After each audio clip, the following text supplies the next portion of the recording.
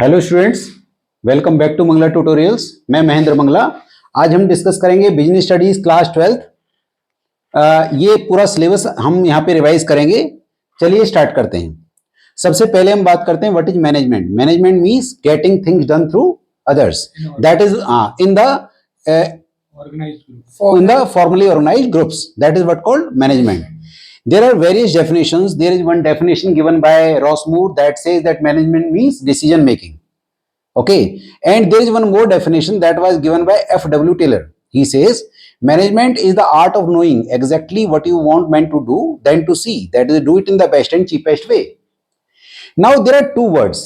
One is effectiveness, one is efficiency. Effectiveness says that when we do the work on time, that is what called effective, and if we do it in the cost effective manner, that is what called efficiency.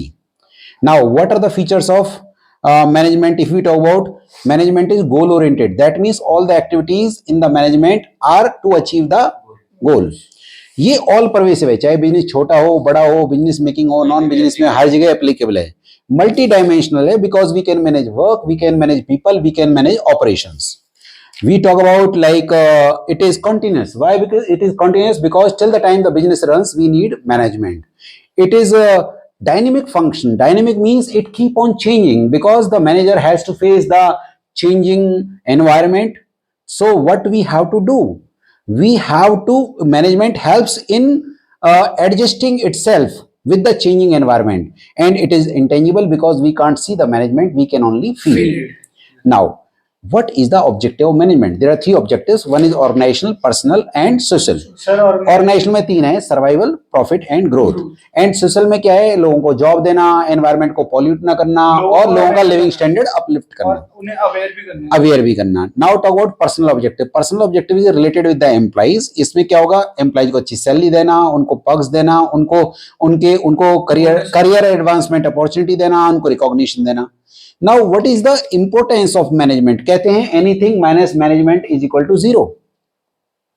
तो anything minus management, इसका मतलब किसी भी चीज में से management हटा दी जाए तो रिजल्ट जीरो आएंगे. अगर कोई मैनेज्ड टीम है तो उसके सक्सेस के चांसेस ज्यादा होंगे. एक मैनेज्ड कंपनी है, उसके सक्सेस के चांसेस ज्यादा होंगे.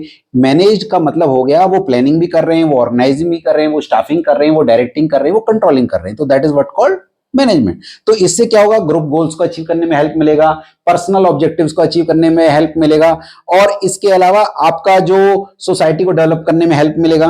तो दीज आर द बेनिफिट्स, और it makes the organization dynamic. That is what called, क्या बोलेंगे हम उसको, कि भी this is the importance of management.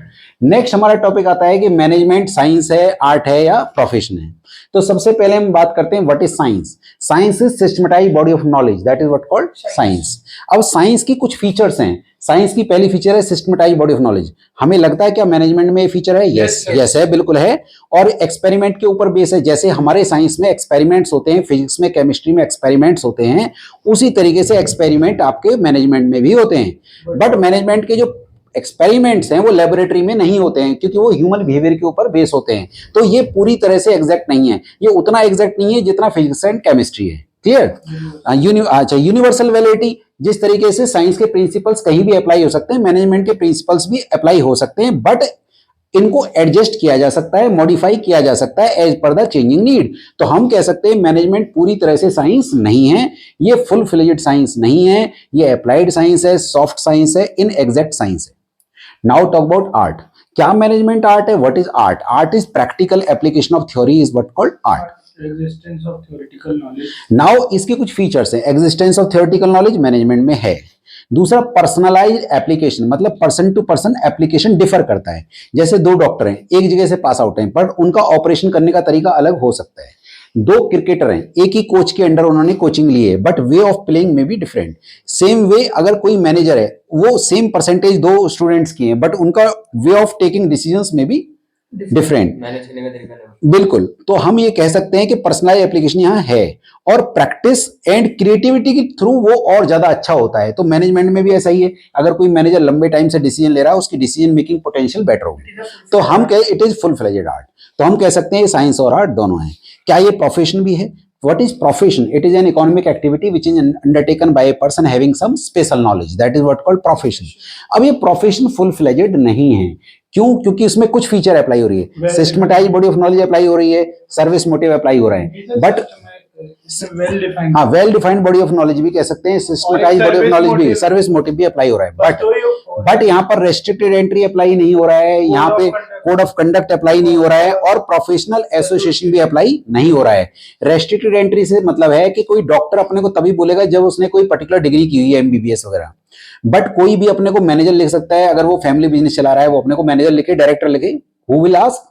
But कोई डॉक्टर का बेटा अपने को डॉक्टर तब तक नहीं लिख सकता जब तक उस डॉक्टर के बेटे के पास खुद डॉक्टर की डिग्री नहीं है, जब तक डिग्री नहीं है. ऐसे ही प्रोफेशनल एसोसिएशन, मेडिकल के लिए medical council of India, law के लिए bar council of India, but अभी तक कोई काउंसिल मैनेजमेंट के लिए नहीं बनी है. बट सर वो एसोसिएशन है, प्राइवेट बॉडी है, वो गवर्नमेंट बॉडी नहीं है, तो हम कह सकते हैं फुल फ्लेज्ड प्रोफेशन नहीं है. और एथिकल कोड ऑफ कंडक्ट की बात करते हैं तो एथिकल कोड ऑफ कंडक्ट भी मेंबर्स पे बाइंडिंग नहीं है, तो हम कह सकते हैं मैनेजमेंट जो है हमारे कंट्री में पूरी तरह से प्रोफेशन एक्सेप्ट नहीं हुआ है. अभी भी ये अपने इन्फेंसी में है, अभी भी अपने बचपन में है, still to develop, still to blossom. Next हमारा टॉपिक आता है लेवल्स. 3 लेवल होते हैं, top level, middle level, lower level. Top level क्या होता है? टॉप लेवल होता है आपका 3 लेवल है, टॉप, मिडिल एंड लोअर. तो टॉप लेवल में कौन होगा? सीईओ, मैनेजिंग डायरेक्टर, आपका डायरेक्टर्स, तो कौन सा लेवल है आपका? Top level. मिडिल लेवल में कौन होगा?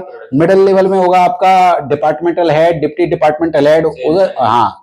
और अगर मैं लोअर लेवल की बात करूं तो कौन होगा? Supervisor and superintendent.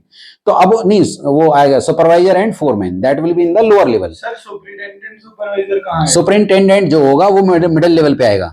आप उसमें departmental head, deputy departmental head आते हैं मिडिल लेवल पे, सुपरिंटेंडेंट भी मिडिल लेवल पे आएगा, बट फोरमैन और सुपरवाइजर जो होगा वो लोअर लेवल पे आएगा. अब इसमें बहुत सारी केस स्टडीज आ सकती हैं. मान लीजिए आया कि भाई किसी के जो रिलेटिव हैं या कोई ग्रैंड पा हैं वो आपकी सीईओ है कंपनी के, तो किस लेवल पे वर्क कर रहे हैं? टॉप लेवल पे. फिर उसके फंक्शंस बताइए. तो टॉप लेवल के क्या फंक्शंस हैं? Setting of objective, deciding budget, yes, deciding policies. Correct, very good.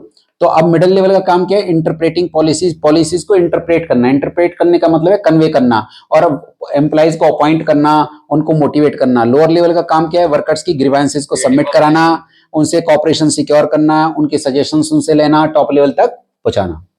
अगला है फंक्शंस. हमारे 5 फंक्शंस हैं: planning, organizing, staffing, directing and controlling. अब इनके मतलब क्या है? Planning is deciding in advance what to do, how to do, when to do and who is to do it. It bridges the gap where we are and where we want to go. Organizing क्या है? Harmonious adjustment of work towards the achievement of the common goals. And अगर मैं staffing की बात करता हूं, filling and keeping filled posts in the organisation. Directing की बात करता हूं, it is instructing, guiding, communicating and inspiring people is what called directing.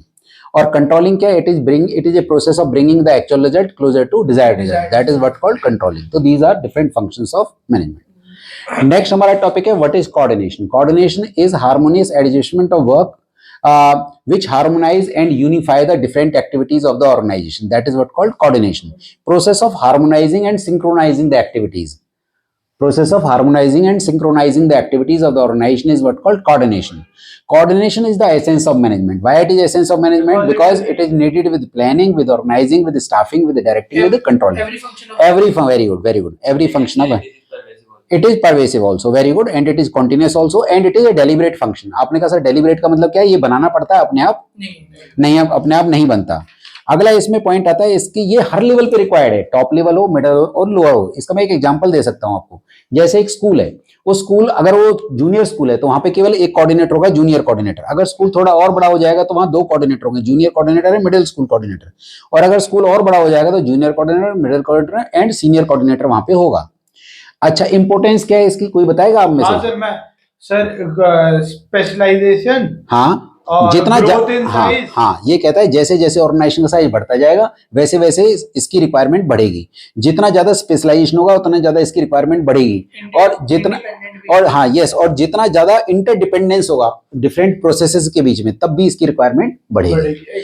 हाँ, मेरे हिसाब से काफी है. अगला हमारा टॉपिक आ जाता है what are principles of management. Principles of management are general statements और fundamental truths. Okay, general guidelines. Now this what are the features of the principles. They universal होते हैं. क्या होते हैं? यूनिवर्सल होते हैं, जनरल गाइडलाइंस होती हैं, एक्सपेरिमेंट के ऊपर बेस होते हैं, फ्लेक्सिबल होता है और ह्यूमन बिहेवियर के ऊपर बेस होता है और कंटिजेंट है, they are not permanent, they are not fix, they can be changed as per the yes. फायदा क्या होगा इससे? मैनेजर्स को इंसाइट प्रोवाइड होती है, नॉलेज प्रोवाइड होती है, आप अपने मैनेजर्स को ट्रेन कर सकते हैं, एजुकेट कर सकते हैं, साइंटिफिक डिसीजंस आपके होंगे और आप अपने रिसोर्सेज का बेस्ट यूज कर सकते हैं। अब हम बात करते हैं फ्यूल के डिफरेंट प्रिंसिपल्स की। एक और बात याद रखिएगा, जरा ध्यान से सुनिएगा आप सब लोग, ऐसा जरूरी नहीं है कि बच्चे ने ऑल 14 प्रिंसिपल्स लर्न किए, बट वहां आती है केस स्टडीज। अगर कोई स्टूडेंट कहता है मुझे सीक्वेंस में याद है, कोई फायदा नहीं है, अगर आप वहां पे उस केस स्टडी में अपने उस प्रिंसिपल को पहचान नहीं पाए तो there is of no use. तो इसलिए पहले अंडरस्टैंड कीजिए कि प्रिंसिपल क्या कह रहा है। जैसे डिवीजन ऑफ वर्क है, वो कहता है वर्क को छोटे छोटे पार्ट्स में डिवाइड कीजिए, इससे वर्क एफिशिएंसी बढ़ेगी। दूसरा अथॉरिटी एंड रिस्पॉन्सिबिलिटी होता है, अथॉरिटी मतलब power to take decision, responsibility मतलब होता है obligation to do the work. तो अथॉरिटी और रिस्पॉन्सिबिलिटी साथ साथ चलनी चाहिए। आपने कहा सर क्यों? अगर आपने ज्यादा अथॉरिटी दी, authority will be misused, responsibility ज्यादा दी तो फिर work can't be done. Next है discipline, obedience of rule and regulations. Unity of command, unity of command कहता है one subordinate should get order from one superior only, that is unity of command. What is unity of direction? Unity of direction कहता है the group of activities having same objective should be headed with one plan one boss. आपने कहा दोनों में difference क्या है? Unity of command person base है, unity of direction activity base है। यूनिटी ऑफ कमांड जो है वो ड्यूअल सबऑर्डिनेशन को रोकता है और unity of direction overlapping of work को रोकता है। यूनिटी ऑफ कमांड एक पर्सन को इंपैक्ट करता है और यूनिटी ऑफ डायरेक्शन पूरे ऑर्गेनाइजेशन को इंपैक्ट करता है। नेक्स्ट हमारा है यूनिट, अच्छा अगला है हमारा subordination of individual interest to general interest. अच्छा यूनिटी ऑफ डायरेक्शन होता क्या? Unity of direction is the group of activities having same objective should be headed with one plan one boss, that is what called unity of direction. Next है subordination of individual interest to general interest. वो कहता है कि individual interest को छोटा कीजिए और general interest को बड़ा कीजिए। Instead of I, we should say we. नहीं, वो तो एस्प्रिट डी कॉप्स है। इसका मतलब ये होता है कि जैसे घर में बर्थडे पार्टी है और ऑफिस में मीटिंग है तो we should go for the meeting. Next is remuneration. हमारे जो एम्प्लॉयज की जो सैलरी है वो रेगुलर होनी चाहिए, स्टेबल होनी चाहिए और रेगुलर होनी चाहिए और रीजनेबल होनी चाहिए ताकि वो उनका एक लिविंग स्टैंडर्ड मेंटेन हो।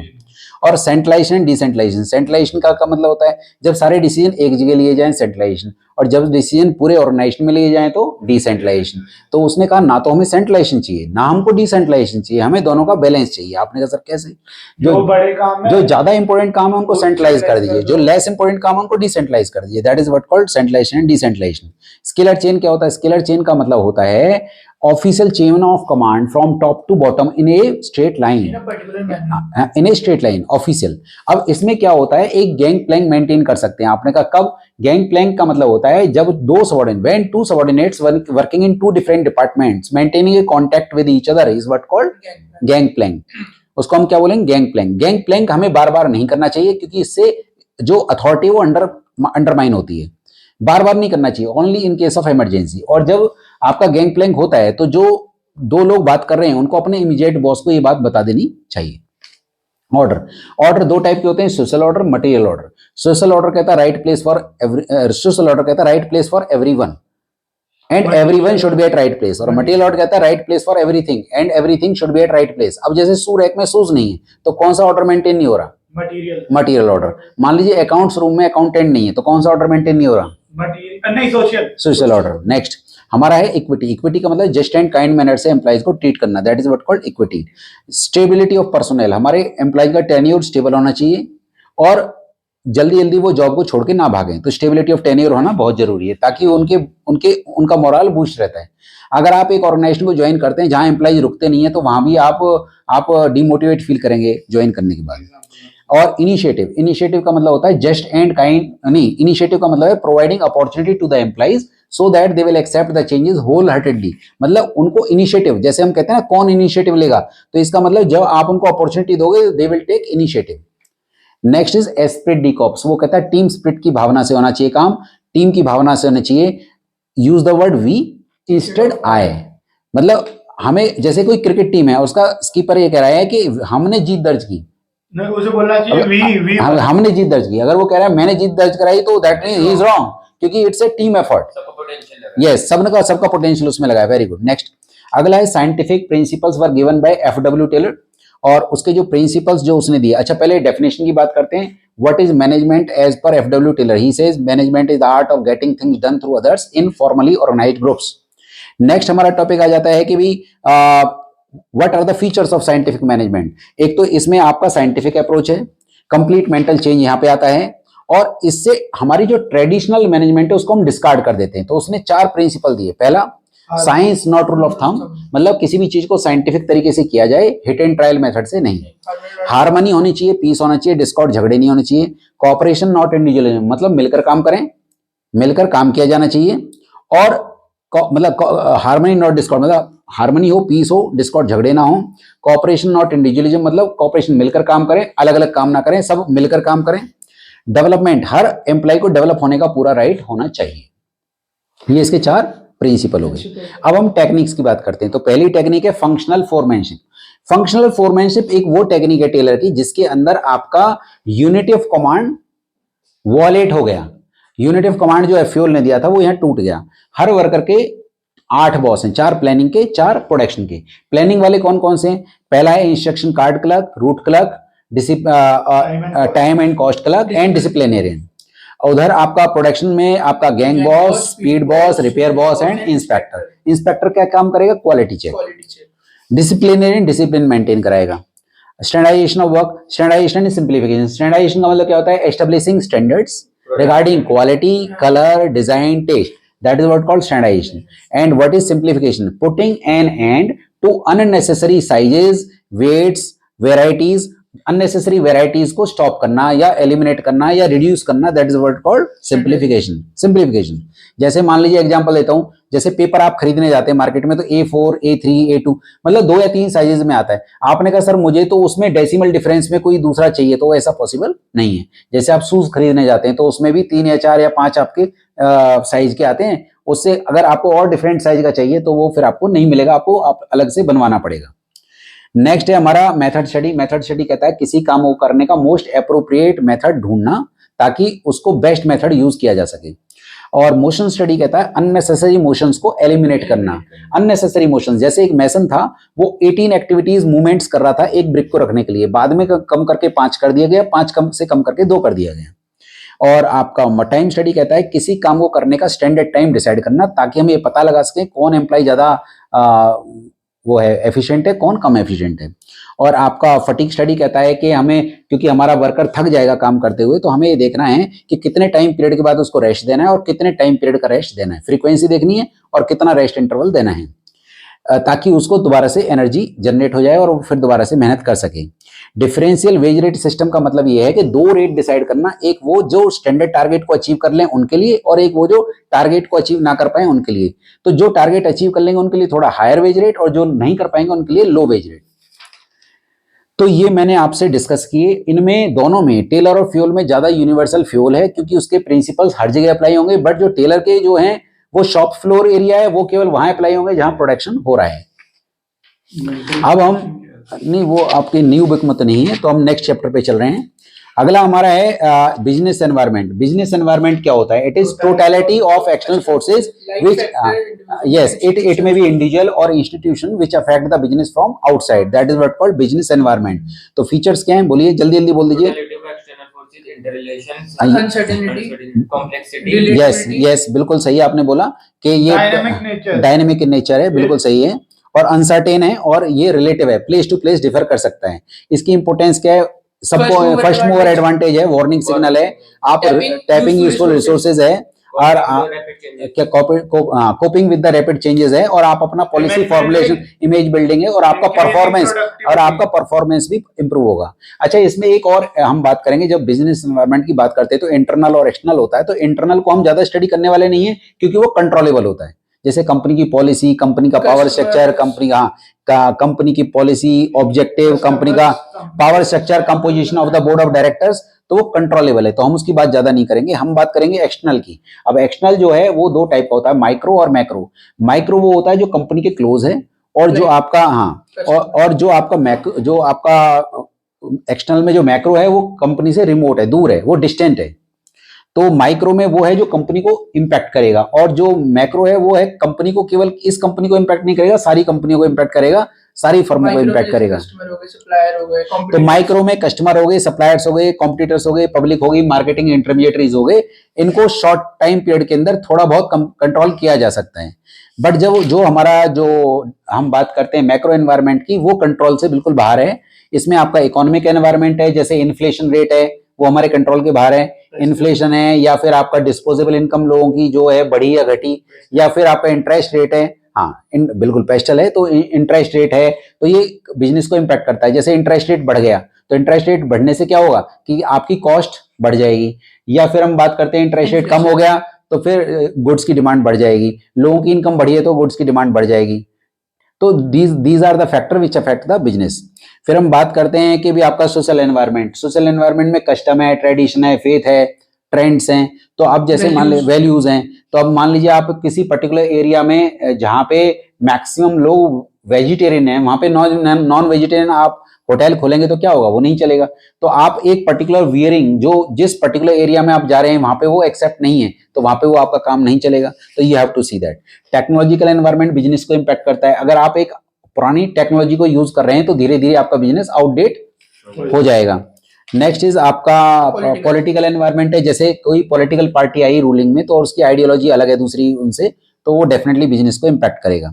लीगल एनवायरनमेंट भी अकॉर्डिंगली बिजनेस को इम्पैक्ट करता है। जैसे लॉ वगैरह, जैसे कानून में चेंजेस आते हैं, जैसे मान लो जीएसटी आया, जब आया था तो बिजनेस फर्म्स के लिए बिल्कुल नया कॉन्सेप्ट था, तो ये बिजनेस को इम्पैक्ट करेगा। Expense of the business. Yes. अब हम बात करते हैं डिमोनेटाइजेशन की। आपको पता है डिमोनेटाइजेशन कोई किस ईयर में आया था? 2016 में आया था। और इसका बेसिक पर्पज क्या था? हाँ, इसका बेसिक पर्पज। अच्छा, हाँ, टैक्स, कैशलेस इकोनॉमी, हाँ, और एक और चैनलाइजिंग सेविंग। हाँ, तो ये इसका बेसिक पर्पज है था। एलपीजी आपके सिलेबस में नहीं है। अब हम नेक्स्ट टॉपिक पे चल रहे हैं इसके। We are talking about planning. What is planning? Planning, deciding in advance what to do, When to do, how to do. हाँ, इट इज वेरी गुड। तो ये आपका इसका डेफिनेशन हो गया। उसके बाद इसकी फीचर्स की बात करते हैं। Planning is futuristic, planning is mental exercise, it is first function of management, it is continuous, it is pervasive. Okay, Planning is used for achieving goals. Mental हाँ, exercise भी। Yes, it is mental exercise. Importance क्या है? इससे हमें direction मिलती है, हमारी risk या अनसर्टेनिटी रिड्यूस हो जाती है, हटती नहीं है। रिस्क और अनसर्टेनिटी क्या हो जाएगी? Planning रिड्यूस हो because जाएगी। innovative ideas. इनोवेटिव आइडियाज को डेवलप करेगा। Standard for controlling. कमियां क्या है? पहला एक तो टाइम रिजिडिटी है, टाइम कंज्यूमिंग है, कॉस्ट वगैरह इसमें आएगी, ठीक है। और it is not a guarantee of success. Success. Next It is time consuming. Yes. और इसका प्लानिंग का प्रोसेस क्या है, जल्दी बोलिए। Setting objectives, Setting all developing premises, identifying all alternatives, evaluating all alternatives, selecting alternatives, implementation और follow up। बहुत बढ़िया। अब हम प्लान्स की बात करते हैं। मैं कीवर्डिंग्स बोलूंगा केवल। जैसे ऑब्जेक्टिव क्या है? And points. स्ट्रेटेजी क्या है? कॉम्प्रिहेंसिव प्लान, जिसमें हम सॉर्ट करते हैं, पूरे एनवायरनमेंट को स्टडी करते हैं, ताकि फिर हम क्या कर पाएं, ताकि हम अपने कॉम्पिटिटर्स को बीट कर पाएं। और पॉलिसी क्या होता है? General statement, general guidelines which helps while taking decisions, that is what called policy. Procedure बताता है chronological sequence of doing something, किसी भी पर्टिकुलर स्टेप्स को या टास्क को करने का steps, chronological sequence is what called procedure. Method बताता है किसी काम को करने का, प्रोसीजर के डिफरेंट स्टेप्स को करने का सही तरीका, right way of doing the things, that is what called method. Method determine करता है different activities of the procedure, ठीक है। तो ये detailed, this is more detailed than procedure. ये बताता है प्रोसीजर के डिफरेंट स्टेप्स को कैसे करना है। Formalize and systematize way of doing the things, that is what called method. Rule बताता है what to be done, what not to be done in a particular situation, that is what called rule. उसके बाद आपका आ जाता है programme. Programme जो होता है वो आपका एक सिंगल यूज कॉम्प्रिहेंसिव प्लान होता है, what, how, when, everything will be decided. But ये न्यूमेरिकल टर्म्स में नहीं होता है, ये सिंगल यूज होता है। और बजट जो होता है वो न्यूमेरिकली एक्सप्रेस होता है। तो ये मैंने आप लोगों से अभी तक डिस्कस किया। Now we talk about organizing. Harmonious adjustment of work towards achieving a common goal is known as organizing। हाँ, बहुत बढ़िया। Organizing is harmonious adjustment of work towards the achievement of the common goals, that is what called organizing. Organizing की features क्या हैं? Sir ये goal oriented है। Coordination. देखिए, इसमें वर्क डिवाइड होता है। पहला पॉइंट सबसे इंपॉर्टेंट है, इसमें वर्क डिवाइड होता है। ये प्लूरलिटी ऑफ पर्संस है, इसमें एक से ज्यादा लोग होते हैं। Common objective. And it's a common objective and it's a machine of management. अच्छा, अब हम बात करते हैं इसकी इंपॉर्टेंस क्या है। इससे आपका जो है स्पेशलाइजेशन का बेनिफिट Growth मिलेगा। होता है। स्पेशलाइजेशन से आपकी Selection of performance resources. Improve होगी, आप रिसोर्सेज का बेस्ट यूज कर सकते हैं आपका, या और आप अपने ऑर्गेनाइजेशन को ग्रो कर सकते हैं, एक्सपेंड कर सकते हैं थ्रू ऑर्गेनाइजिंग। ऑर्गेनाइजिंग का प्रोसेस क्या है? Identification, Identification and division of work, departmentalization, departmentalization, assignment of duty, duties, establishing Establishing the reporting relationship, that is what called इसका all the प्रोसेस। processes. अगला हमारा आ जाता है इसका इसमें दो टाइप के ऑर्गेनाइजेशन पाए जाते हैं, फॉर्मल, इनफॉर्मल। फॉर्मल ऑर्गेनाइजेशन कौन सा होता है? फॉर्मल को Formal जो organization rules and organization regulations से which बनता है, जो responsibilities deliberately are बनाया provided जाता है। हाँ, फॉर्मल ऑर्गेनाइजेशन जो होता है ऑफिशियल होता है। फॉर्मल के अंदर जो ज्यादा स्टेबल होता है, फॉर्मल ऑर्गेनाइजेशन में मैक्सिमम वर्क रिटर्न में होता है, और जो फॉर्मल ऑर्गेनाइजेशन होता है इसमें रिस्पॉन्सिबिलिटी फिक्स करना भी आसान होता है। बट जो इनफॉर्मल होता है इसमें र्यूमर्स होती हैं, ये क्विक तो होता है पर यहाँ र्यूमर्स होती हैं, और जो इनफॉर्मल ऑर्गेनाइजेशन होता है वो स्टेबल ज्यादा नहीं होता है, और इनफॉर्मल में मैक्सिमम वर्क जो है ओरल होता है। ठीक है, अगला हमारा है आपका organization structure. What is organization structure? Organization structure is framework of relationship, that is what called. Organization structure. ये दो टाइप का होता है, नाम बोलिए, functional and divisional. Divisional. Functional कहता है जब डिफरेंट फंक्शंस के बेस पे हमने ऑर्गेनाइजेशन को डिवाइड किया, that is what called functional, और जब हमने प्रोडक्ट के बेस पे उसको स्पेशलाइज किया, that is what called divisional. इन दोनों में, फंक्शनल और डिविजनल में किसमें ज्यादा कॉस्टिंग आएगी, फंक्शनल में या डिविजनल में? डिविजनल डिविजनल में। अच्छा, रिस्पॉन्सिबिलिटी फिक्स करना आसान किसमें, फंक्शनल या डिविजनल? Divisional. डिविजनल में। और इसके अलावा प्रोडक्ट स्पेशलाइज किसमें हो रहा है, डिविजनल में। अच्छा, और जो हेड किसमें डेवलप होगा, डिविजनल में।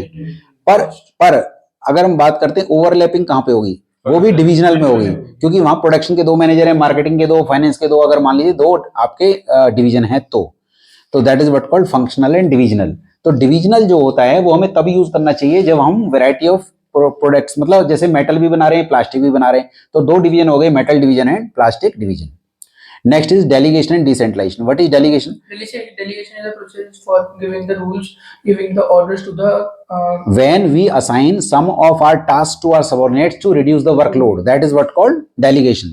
Delegation का मतलब क्या होता है, अब हम अपनी कुछ जिम्मेदारी अपने सबॉर्डिनेट को दे रहे हैं, डेलीगेट कर रहे हैं। तो इसके तीन एलिमेंट होते हैं, पहला authority, then responsibility, then accountability. Authority का मतलब होता है power to take decision, responsibility का मतलब होता है obligation to do the work, and accountability का मतलब होता है आंसरेबिलिटी। तो हमें अथॉरिटी क्या करनी है, ग्रांट, रिस्पॉन्सिबिलिटी क्या करनी है, असाइन, और अकाउंटेबिलिटी फिक्स करनी है। अकाउंटेबिलिटी को डेलीगेट नहीं कर सकते। अगला हमारा है, अच्छा इसका बेस क्या होता है डेलीगेशन का, डिवीजन ऑफ वर्क। वर्क को डिवाइड कीजिए, ज्यादा इंपॉर्टेंट काम अपने पास रखिए, लेस इंपॉर्टेंट काम अपने सबॉर्डिनेट को दे दीजिए। नेक्स्ट, इसका फायदा क्या होगा, डेलीगेशन का फायदा क्या होगा, इससे हमारी मैनेजमेंट ज्यादा एफिशिएंट हो जाएगी, हमारे एम्प्लॉय, यस, एम्प्लॉइज को मोटिवेशन मिलेगा, और development of employees, relief to top management, better coordination. Yes. Moreover आपकी मैनेजमेंट हायरार्की डेवलप होगी, मैनेजमेंट हायरार्की, हायरार्की का मतलब लेडर डेवलप होगी। जैसे मान लीजिए एक डीएसपी है तो एसपी है, तो इसका मतलब एक उसका सबॉर्डिनेट। अब क्या होगा, अगर एक रिटायर होगा तो जो डेप्यूटी है वही आपका मेन बन जाएगा। या जैसे मान लीजिए हम बात करें, डेप्यूटी मैनेजर है, एक मैनेजर है, डेप्यूटी मैनेजर उसके नीचे है, तो अब जब मैनेजर रिटायर हो रहा है या जॉब छोड़ रहा है तो डेप्यूटी ही आपका मेन उस पे आ जाता है। नेक्स्ट है आपका decentralization. Extended version of delegation is what called decentralization. जब हम डेलीगेशन को पूरे ऑर्गेनाइजेशन में फैला देते हैं लोअर लेवल तक, that is what called decentralization. Decentralization also is not necessary for Yes, it is not necessary for every organization, it is optional, but for very very big organizations having different branches, for them it is required, it is their need to do the decentralization. Decentralization का फायदा क्या होगा, इससे ये extended version of delegation है, इससे हमारे जो सबऑर्डिनेट्स डेवलप होते हैं वो उनका टॉप मैनेजमेंट रिलैक्स हो जाता है, ठीक है, better control. Yes, very good. Now we are going to the next unit, that is what called staffing. What is staffing? Filling and keeping filled post in the organization is what called staffing. Staffing का process क्या है, पहले estimate करना man power requirement, recruitment. फिर अच्छा man power requirement में दो word बहुत इंपॉर्टेंट है, workload analysis and workforce analysis. Workload कहता है कि जो वर्कलोड है उसके अकॉर्डिंग हमें कितने लोग चाहिए, और वर्कफोर्स का कहता है कितने लोग काम कर रहे हैं। तो वर्कलोड माइनस वर्कफोर्स मींस हमारी कितनी रिक्वायरमेंट है। उसके बाद हम क्या करेंगे, रिक्रूट करेंगे, रिक्रूट करना, फिर सेलेक्ट करना, फिर ट्रेन करना, प्लेस करना, ये इसका प्रोसेस रहेगा। ओरिएंटेशन, प्लेसमेंट करना, ओरिएंटेशन कराना, ट्रेनिंग डेवलपमेंट करना, परफॉर्मेंस अप्रेजल करना, promotion and career plan develop करना, और कंपनसेशन प्लान डेवलप करना, that is process of staffing. अब हम बात करते हैं रिक्रूटमेंट की। Recruitment is a process of searching for prospective employees and stimulating and motivating them so that they will apply for the job in the organization as per Flippo. That is what called recruitment. Recruitment में हम क्या करते हैं, recruitment के अंदर हम employees को search करते हैं, उनको उनके रिक्विजिशंस देखते हैं, आइडेंटिफाई करते हैं सोर्स, और इंटरेस्टेड कैंडिडेट्स की लिस्ट तैयार करते हैं। सोर्सेज कितने हैं, 2, इंटरनल एंड External. इंटरनल का मतलब क्या हो गया, इंटरनल मतलब कंपनी के अंदर से ही कर रहे हैं आप, ट्रांसफर कर रहे हैं, प्रमोशन कर रहे हैं, ले ऑफ कर रहे हैं। ट्रांसफर क्या मतलब क्या हो गया, एक सेम लेवल पे अगर Horizontal level. एक डिपार्टमेंट में ज्यादा लोग हैं, एक्सेस है, एक में कम है, तो ज्यादा वाले से कम में ट्रांसफर करना with at same level. But promotion का मतलब है लोअर जॉब से हायर जॉब पे पुट कर देना। In a vertical manner. Lay off का मतलब है उनको घर पे बिठाना, कहना कि अभी काम नहीं है, जब काम होगा आपको बुला लेंगे, पर जब तक आप घर पे रहेंगे हम सैलरी नहीं देंगे। तो ये इंटरनल है। इंटरनल से फायदे क्या होंगे बताओ, इससे इंडस्ट्री में पीस मेंटेन रहेगा, हमारे एम्प्लॉइज मोटिवेटेड रहेंगे, और हमें उनको इंट्रोड्यूस कराने की जरूरत नहीं है, और काफी सस्ता भी है क्योंकि आपने कोई ऐड वगैरह नहीं दिया, टाइम कंज्यूमिंग भी नहीं है। Motivates employees. Motivate employees. पर अब इसमें नुकसान ये है कि एम्प्लॉइज लेजी हो जाएंगे, उनको पता है कि हमें प्रमोशन मिल जाएगी, न्यू ब्लड नहीं आएगा, इनब्रीडिंग हो रही है, No- और अगर no बिल्कुल fresh talent. अगर बिल्कुल नया नया ऑर्गेनाइजेशन है, आज ही एस्टेब्लिश हुआ है, तो वहां पे आप इंटरनल सोर्स का यूज कर भी नहीं सकते। एक्सटर्नल सोर्स में डायरेक्ट रिक्रूटमेंट है, कैजुअल कॉलर्स होते हैं। कैजुअल कॉलर्स होते हैं जो कंपनी को टाइम टू टाइम कॉल करते रहते हैं। आपका मीडिया एडवर्टाइजमेंट है, आपका एम्प्लॉयमेंट एक्सचेंज है, प्लेसमेंट एजेंसीज है, आपका मैनेजमेंट कंसल्टेंट्स हैं, रिकमेंडेशंस हैं, तो वेब पब्लिशिंग है। These are different sources of external recruitment. और इनके जो मेरिट डीमेरिट है वो रिवर्स हो जाएंगे। जो आपके इंटरनल के मेरिट थे वो यहाँ डीमेरिट हो जाएंगे, जो डीमेरिट थे वो यहाँ मेरिट हो जाएंगे। Next we talk about selection. Selection is a process whereby the recruited candidates are divided into two parts, those who are to be selected and those who are not. That is what called selection. अब selection के steps क्या हैं? पहला है preliminary screening. Preliminary screening में हम देखते हैं whether the candidate is physically and mentally fit for the job or not. हम प्री इंटरव्यू लेते हैं और फिलिंग द एप्लीकेशन ब्लैंक, हम एप्लीकेशन ब्लैंक मतलब एप्लीकेशन फॉर्म उनसे फिल कराते हैं। सिलेक्शन टेस्ट कई सारे हैं, जैसे आपका इंटरेस्ट टेस्ट है कि हमारा उस जॉब में इंटरेस्ट है या नहीं है। आपका ट्रेड टेस्ट है, हम ये देखते हैं कि जिस एप्टीट्यूड टेस्ट है, ट्रेड टेस्ट है, और आपका और क्या है, आपका आईक्यू टेस्ट है, आईक्यू टेस्ट है कि इंटेलिजेंस टेस्ट है, ठीक है। अच्छा, उसके बाद हम टेस्ट लेने के बाद क्या करेंगे, उसके बाद हम डिफरेंट टेस्ट लेने के बाद एम्प्लॉयमेंट इंटरव्यू जो कि इन डेप्थ इंटरव्यू होगा, फिर आप उसका बैकग्राउंड और रेफरेंस चेक करेंगे, सिलेक्शन डिसीजन लेंगे, मेडिकल एग्जामिनेशन कराएंगे, जॉब ऑफर करने के बाद फिर उनसे कॉन्ट्रैक्ट ऑफ एम्प्लॉयमेंट साइन कराया जाएगा। This is the procedure of selection. Now we talk about training and development. What is training? Training is a short-term tool to increase the knowledge and skill of the employees to do a particular job. That is what called training.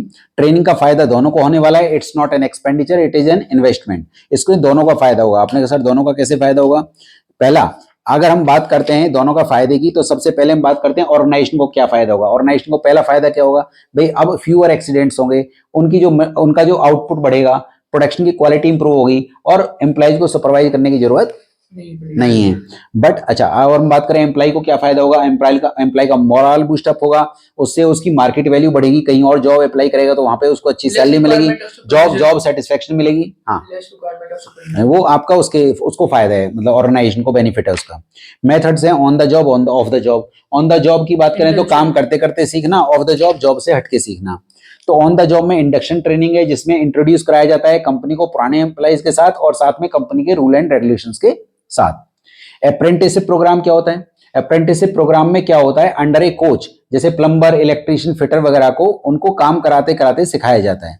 और internship training होता है जब educational institutions का tie up होता है बड़ी बड़ी business firms के साथ, जहां पर उनको थ्योरेटिकल पोर्शन की नॉलेज दी जाती है कॉलेजेस के अंदर, और प्रैक्टिकल एक्सपोजर दिया जाता है कंपनीज के अंदर.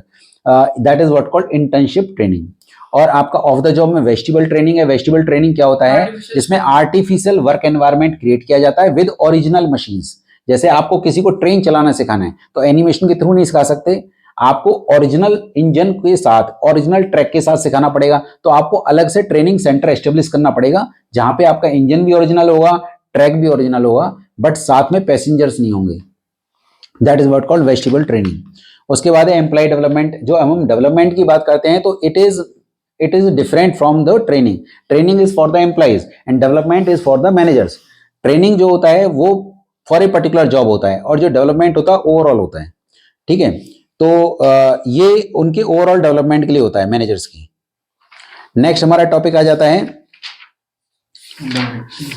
हाँ अब हम आ रहे हैं नेक्स्ट आपका जो डायरेक्टिंग। अगर हमारा जो नेक्स्ट यूनिट है that is directing, Instructing, guiding, communicating, and inspiring People in the people. organization. Very good. is known as instructing, guiding, communicating, inspiring people is what called directing. Directing के features क्या हैं? It initiate section, ये top से bottom की तरफ चलता है। कहां से चलता है? टॉप से बॉटम की तरफ चलता है, It takes, और ये कॉन्टिन्यूस है, और ये हर लेवल पे रिक्वायर्ड है, टॉप हो, मिडल हो, लोअर हो।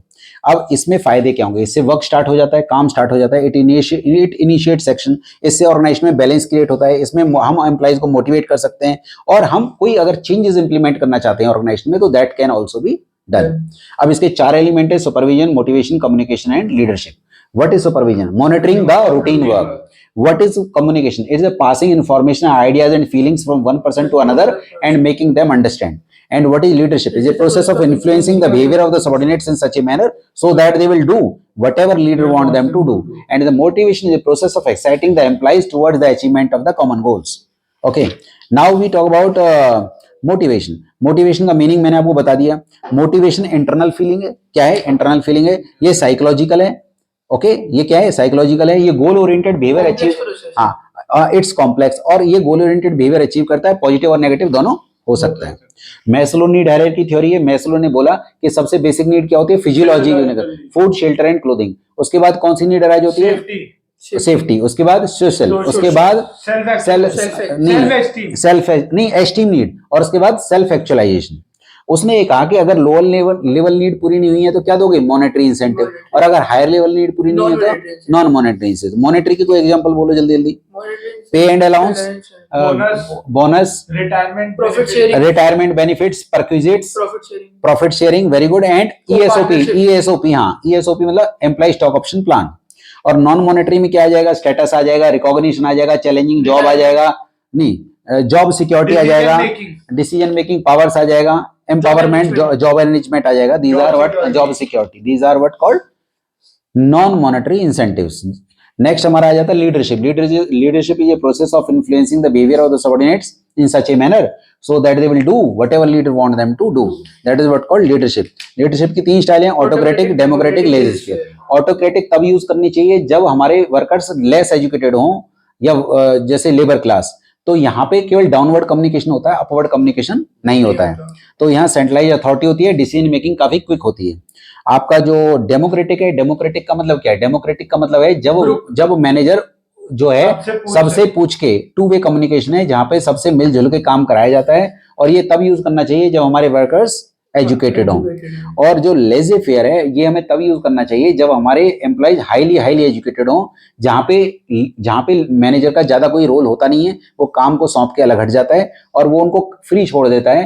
फ्री रेन भी बोलते हैं इसको, जिसके अंदर क्या होगा कि भी वो जिस तरीके से भी काम करें, काम टाइम से हो जाना चाहिए। ठीक है, तो ये कभी यूज करना चाहिए जब वो हाईली एजुकेटेड हो। Communication, what is communication? Communication is passing information, idea and feelings from one person to another and making them understand. Communication की फीचर्स बोलिए। Two or more person, exchange of ideas, mutual understanding. Yes, Continuous process. it is continuous process and word and symbols हम दोनों use करते हैं। अब हम बात करते हैं इसका प्रोसेस क्या है। प्रोसेस में बात करें, sender, the person who send the message, message is the subject matter, message is the subject matter, encoding means drafting the message, media is the route और path through which the communication is to be transmitted, means understanding the message, and receiver the person who receive the message, and feedback is the response और reaction. तो अब इसमें जो noise होती है, noise का मतलब हर्डल इन द कम्युनिकेशन, किसी भी वजह से जो हर्डल है उसको हम नॉइस बोलेंगे। अगला हमारा टॉपिक आ जाता है फॉर्मल कम्युनिकेशन, इनफॉर्मल। फॉर्मल होता है ऑफिशियल, इनफॉर्मल होता है ग्रेपवाइन। इनफॉर्मल होता है जैसे रूमर्स, इनफॉर्मल होता है जहां पे अनऑफिशियल टॉक हो रही है, जब दो फ्रेंड्स के बीच में टॉक हो रही है ऑफिस के अंदर, अनऑफिशियल टॉक, पर्सनल टॉक, तो that is what called informal communication. Formal जो होता है वो उसका एक प्रेस्क्राइब्ड पाथ होता है, इनफॉर्मल का पाथ फिक्स नहीं होता। फॉर्मल के अंदर हमें पता है कि बात कहां तक जाएगी, इनफॉर्मल में पता नहीं है। फॉर्मल ऑर्गेनाइजेशन, जो फॉर्मल कम्युनिकेशन होता है मैक्सिमम केसेस में रिटन होता है, और इनफॉर्मल जो मैक्सिमम केसेस में ओरल होता है। फॉर्मल में र्यूमर्स नहीं होती, इनफॉर्मल में र्यूमर्स होती हैं। नेक्स्ट हमारा इसमें टॉपिक आ जाएगा बैरियर्स टू द कम्युनिकेशन। पहला है सेमेंटिक बैरियर। सेमेंटिक बैरियर में बैडली एक्सप्रेस मैसेज हो गया, सिंबल विद डिफरेंट मीनिंग हो गया, या आपका अनक्लैरिफाइड अजम्पशन हो गया कि आपने कुछ चीजें अज्यूम कर ली कि इसको ये बात पता ही होगी जबकि उसको पता नहीं थी। टेक्निकल जार्गन हो गया, डिफिकल्ट वर्ड्स यूज करना हो गया। अच्छा, साइकोलॉजिकल में क्या हो गया, प्री मैच्योर एवोल्यूशन, आधी बात सुनकर पूरी का मतलब निकाल लेना। लैक ऑफ अटेंशन के आप पूरी तरह से अटेंटिव नहीं है, या फिर डिस्ट्रस्ट, मतलब जो दो लोग टॉक कर रहे हैं वो एक दूसरे पे ट्रस्ट नहीं करते तो वो एक दूसरे के कम्युनिकेशन पे भी फेथ नहीं करेंगे। और ऑर्गेनाइजेशनल बैरियर है, मान लो ऑर्गेनाइजेशन की पॉलिसीज बहुत रिजिड हैं, या फिर मान लीजिए ऑर्गेनाइजेशन के रूल एंड रेगुलेशंस बहुत ज्यादा हैं, या ऑर्गेनाइजेशन के अंदर कुछ कम्युनिकेशन नेटवर्क नहीं है, या फैसिलिटीज नहीं है, वाईफाई नहीं है, या टेलीफोन नहीं है।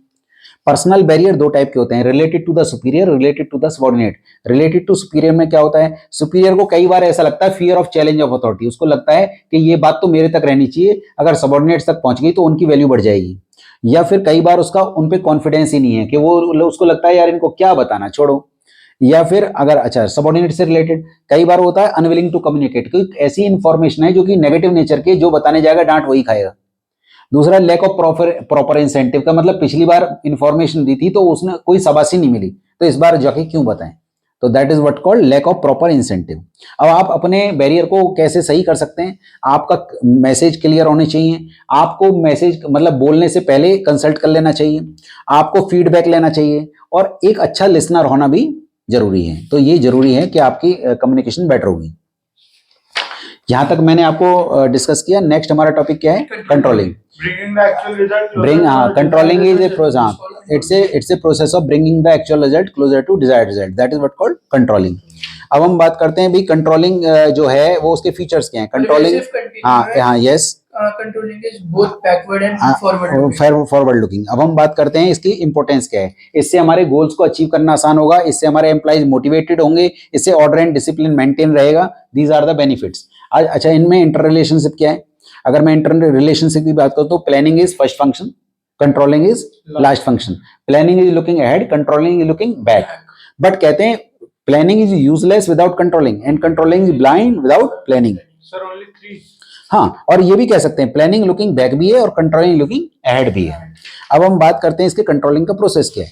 पहला है setting performance standard, measurement of actual work performance, comparing the actual with the standard, taking deviations, analysing deviations and taking corrective action. जब हम डेविएशंस को एनालाइज करने की बात करते हैं तो दो वर्ड्स बड़े इंपॉर्टेंट है, एक तो है क्रिटिकल पॉइंट कंट्रोल और एक management by exception.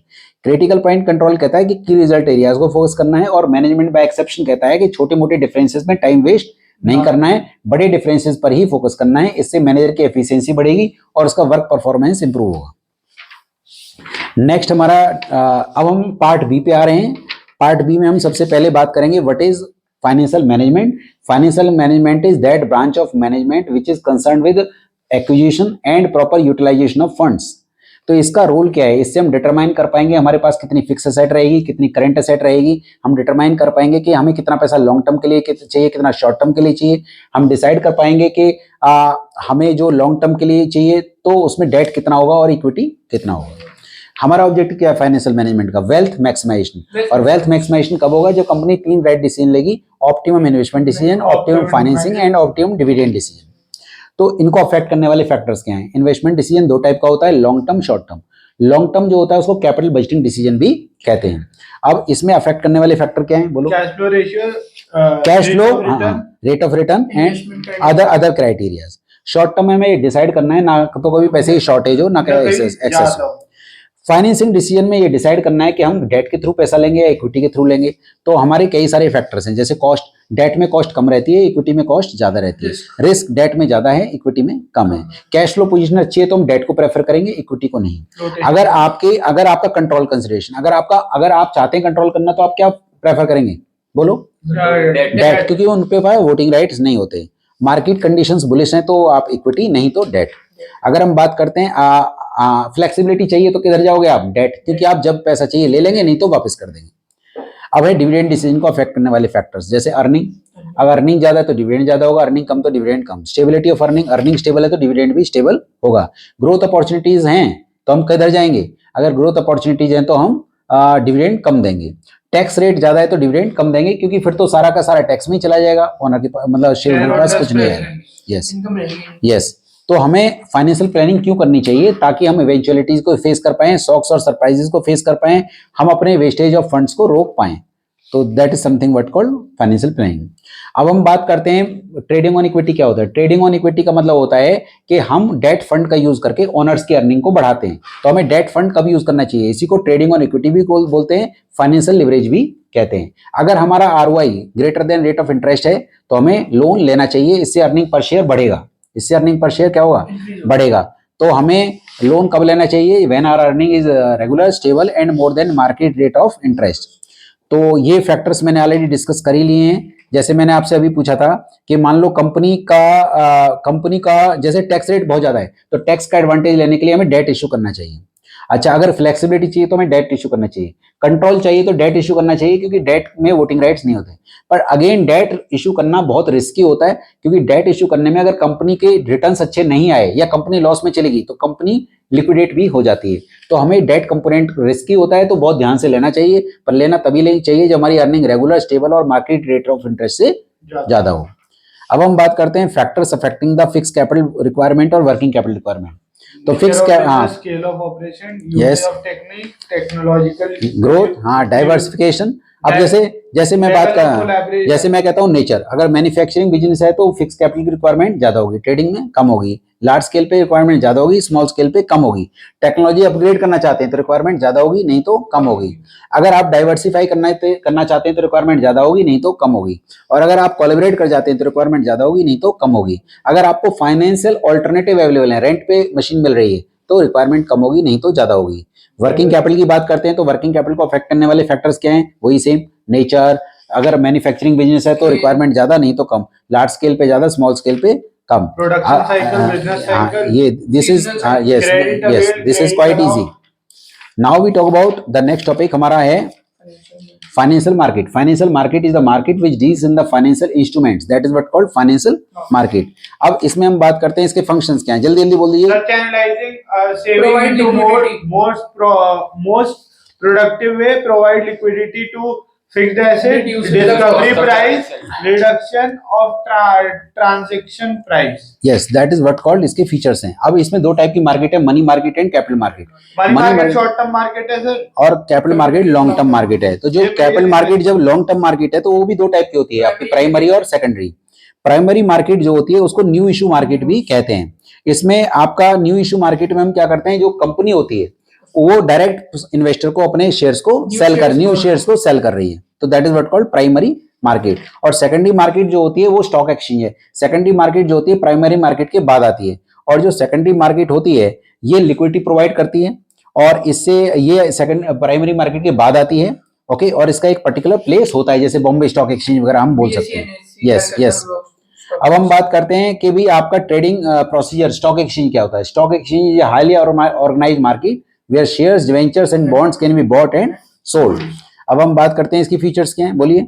Organised market है, dealing in the securities, okay, और आपका थ्रू ऑथराइज्ड मेंबर के थ्रू डील होता है, और आपको रूल एंड रेगुलेशंस को फॉलो करना पड़ता है। हाँ, अब इसका प्रोसीजर क्या है, trading procedure. Broker, opening demat account, yes, placing order, online matching, executing order, yes, और वो नोट मिलता है पे हाँ, कॉन्ट्रैक्ट नोट, पे इन डे वर्किंग, पे और सेटलमेंट, पे आउट डे। यस। अब सेबी क्या है? SEBI is the watchdog. SEBI was established in 1992, security exchange board of India. SEBI के जो वो फंक्शंस हैं वो क्या है? यस, हाँ, यस। रेगुलेटरी जो है वो related to rule and regulations बनाना, डेवलपमेंटल मतलब ट्रेनिंग देना ब्रोकर्स वगैरह को, और प्रोटेक्टिव है जैसे इनसाइडर ट्रेडिंग से, फ्रॉडुलेंट एक्टिविटीज से इन्वेस्टर्स को प्रोटेक्ट करना। अगला हमारा जो, अब हमारे दो टॉपिक और बचते हैं। अगला टॉपिक हमारा है मार्केटिंग। मार्केटिंग क्या होता है? मार्केटिंग होता है कस्टमर की नीड के अकॉर्डिंग सामान को कस्टमर को बेचना। हमारे पास कितनी फिलॉसफीज हैं? 5। प्रोडक्शन फिलॉसफी में मेन कॉन्सेप्ट है हमारा प्रोडक्शन पे फोकस करना, उसकी अफोर्डेबिलिटी और अवेलेबिलिटी पे फोकस करना। दूसरा होता है प्रोडक्ट कॉन्सेप्ट, वो कहता है प्रोडक्ट के डिजाइन पे और प्रोडक्ट की क्वालिटी पे फोकस करना। सेलिंग कॉन्सेप्ट है, सारा फोकस है कि कस्टमर खरीदने नहीं आएगा, उसको बेचना पड़ेगा, सेलिंग कॉन्सेप्ट है। मार्केटिंग कॉन्सेप्ट है कि आपको वो प्रोड्यूस नहीं करना जो आप प्रोड्यूस कर सकते हो, आपको वो प्रोड्यूस करना है जिसको आप बेच सकते हो। और सोसाइटल मार्केटिंग है, आपको सोसाइटी को ध्यान में रखकर, सोसाइटी की नीड को ध्यान में रखकर प्रोडक्शन करना है। नेक्स्ट हमारे फंक्शंस है मार्केटिंग के, बहुत सारे फंक्शंस हैं। मान लीजिए हम बात करते हैं कि हम मार्केट में रिसर्च कर रहे हैं, वो भी इसका फंक्शन है। अगर हम प्रोडक्ट को डिजाइन कर रहे हैं, डेवलप कर रहे हैं, इसी का फंक्शन है। ब्रांडिंग कर रहे हैं, लेबलिंग कर रहे हैं, पैकेजिंग कर रहे हैं, हम ट्रांसपोर्टेशन कर रहे हैं, ग्रेडिंग कर रहे हैं, प्राइसिंग डिसाइड कर रहे हैं, चैनल ऑफ डिस्ट्रीब्यूशन डिसाइड कर रहे हैं, आफ्टर सेल सर्विस डिसाइड कर रहे हैं। They all are the functions of marketing. Next हमारा टॉपिक इसमें आ जाता है, वन बाय वन हम करते हैं। जैसे हमारे मार्केटिंग मिक्स की बात करते हैं तो marketing mix is mixture of decisions regarding product, price, place and promotion.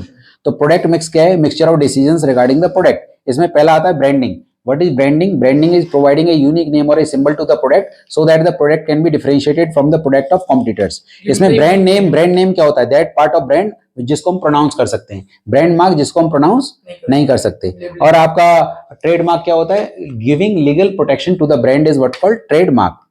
Labelling क्या होता है? Putting the label on the product is called labelling. Labelling पे क्या होता है? उसमें मैन्युफैक्चरिंग डेट क्या है, एक्सपायरी डेट क्या है, how to use it, ingredients, उसमें ब्रांड लेबल, उसमें स्लिप चिपका दी जाती है। और कई बार तो वो उसका रिक्वायरमेंट होता है, कोई आपको स्टैट्यूटरी वार्निंग देनी है like it is injurious to health, तो वो भी आपको लेबल पे ही लिखना होता है।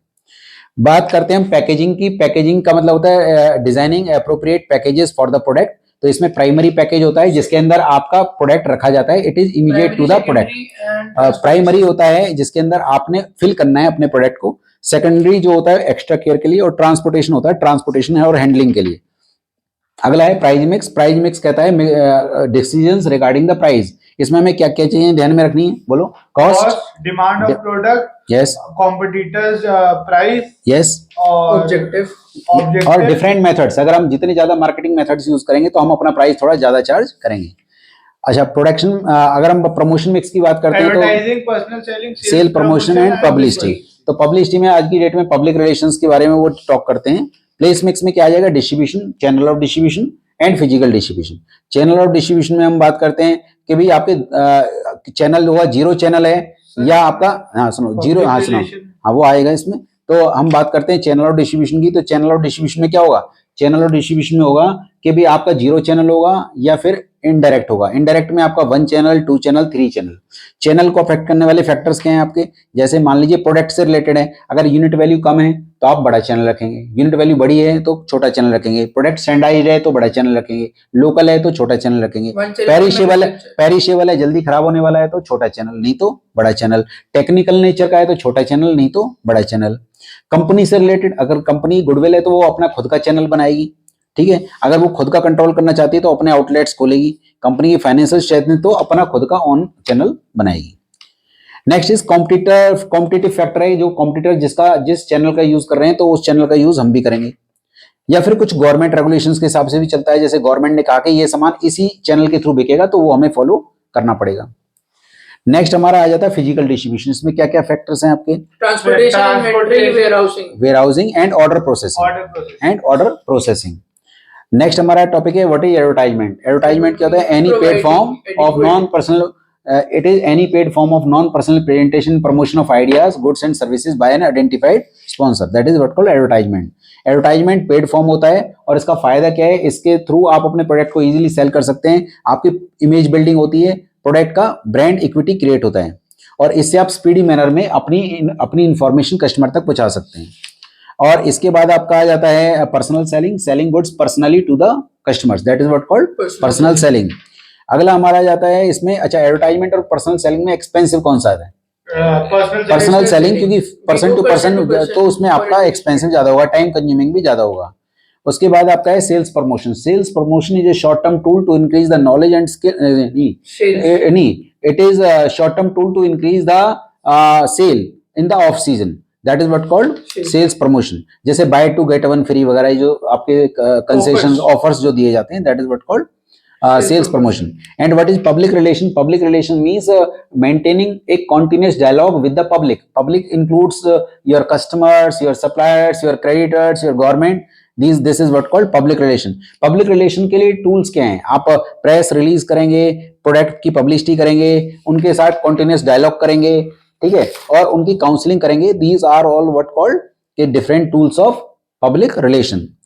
तो आप न्यूज पब्लिश कर सकते हैं, प्रिंट मटेरियल दे सकते हैं, स्पीचेस दे सकते हैं, ओके, और पब्लिक सर्विस इवेंट्स को ऑर्गेनाइज कर सकते हैं।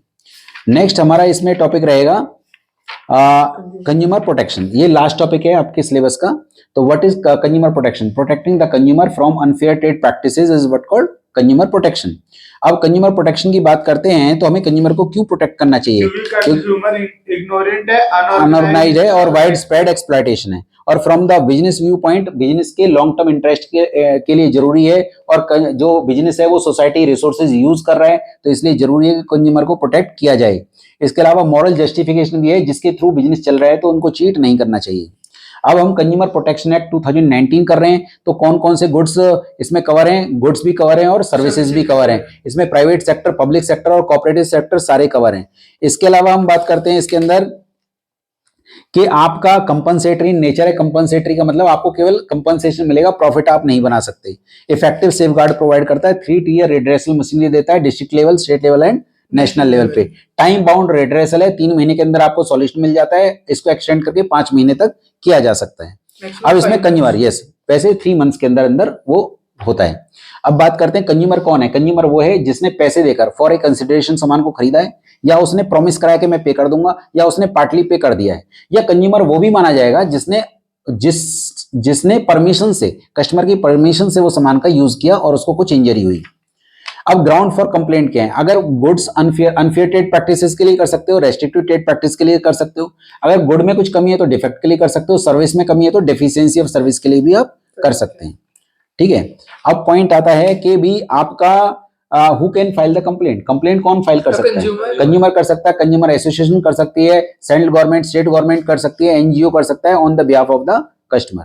किसके अगेंस्ट कंप्लेंट फाइल हो सकती है? अगर गुड में डिफेक्ट है तो सेलर के अगेंस्ट और मैन्युफैक्चरर के अगेंस्ट, और सर्विस में कमी है तो सर्विस प्रोवाइडर के अगेंस्ट कंप्लेंट फाइल हो जाती है।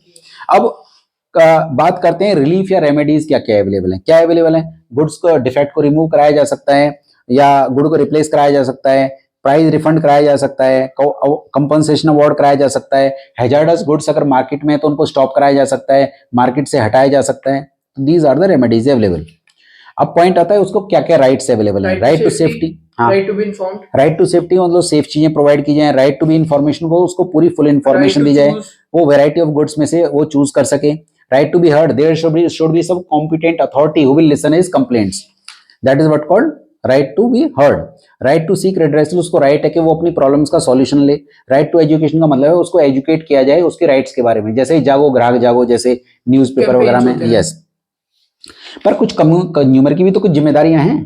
पहली जिम्मेदारी क्या है? हरी में ना खरीदे, ठीक है, अपने राइट्स को एक्सरसाइज करे, जेन्युइन प्रॉब्लम्स की ही कंप्लेंट फाइल करे, और क्वालिटी कॉन्शियस होना चाहिए। क्वालिटी मार्क को देखकर ही खरीदे, जैसे प्रीशियस मेटल खरीदना है तो हॉल मार्क, जैसे आपका एग्रीकल्चर प्रोडक्ट खरीदना है तो एग मार्क, अगर आपको वेजिटेबल और फ्रूट्स खरीदने हैं तो आपका एफपीओ, या फिर इलेक्ट्रिकल अप्लायंसेस खरीदना है आईएसआई।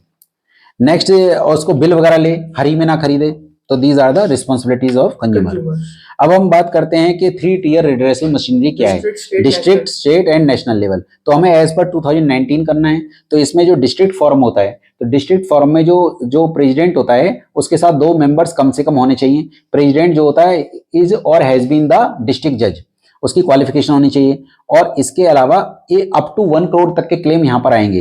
1 करोड़ से 10 करोड़ तक के क्लेम कहाँ जाएंगे? स्टेट कमीशन में। स्टेट कमीशन में जो प्रेसिडेंट होगा वो इज और हैज बीन द जज ऑफ द हाई कोर्ट, और उसके साथ मिनिमम 4 मेंबर्स रहेंगे। और इसके अलावा भी, अच्छा एक और पॉइंट, जो डिस्ट्रिक्ट फोरम के अंदर जो कंप्लेंट फाइल हुई, अगर वो पार्टी सेटिस्फाई नहीं है तो विद इन 45 डेज वो अपील कर सकती है स्टेट में, और स्टेट में सेटिस्फाई नहीं है तो विद इन 30 डेज वो अपील कर सकते हैं स्टेट उसमें, नेशनल में, और अगर नेशनल में सेटिस्फाई नहीं है तो with in 30 days in the supreme court. तो यहाँ पे इसमें कितने तक के क्लेम है? अप टू 1 करोड़, इसमें 1 से 10 करोड़, और इसमें आ जाएंगे अबव 10 करोड़। बट जो केस होते हैं वो नेशनल तक जा सकते हैं, बट जो सुप्रीम कोर्ट में जाएगा वो केवल अबव 10 करोड़ वाला ही जाएगा। यस, और जो नेशनल कमीशन में जो जज होगा वो सुप्रीम कोर्ट का जज होना चाहिए, और 4 मेंबर्स मिनिमम, और उससे ज्यादा हो सकते हैं। अब एनजीओज का क्या रोल है? एनजीओज का रोल है कस्टमर को अवेयर करना, सैंपल लेना, गुड्स के सैंपल लेना, टेस्टिंग के लिए सैंपल लेना, एडल्ट्रेशन के खिलाफ आवाज उठाना, प्रोटेस्ट करना, जर्नल और मैगजीन्स को पब्लिश करना। तो ये सब रोल है किसका? ये है एनजीओज का रोल है कंज्यूमर को प्रोटेक्ट करने के लिए। तो होप सो मैंने आपको क्विकली सारा रिवीजन कराया है। आप लोगों का एग्जाम नजदीक है, आप लोगों को ये रिवीजन वीडियो काफी हेल्प करने वाला है। आप फर्स्ट टाइम मेरे इस चैनल पर आए हैं तो प्लीज इसको सब्सक्राइब कीजिए, लाइक और शेयर कीजिए। Thank you so much for watching my video.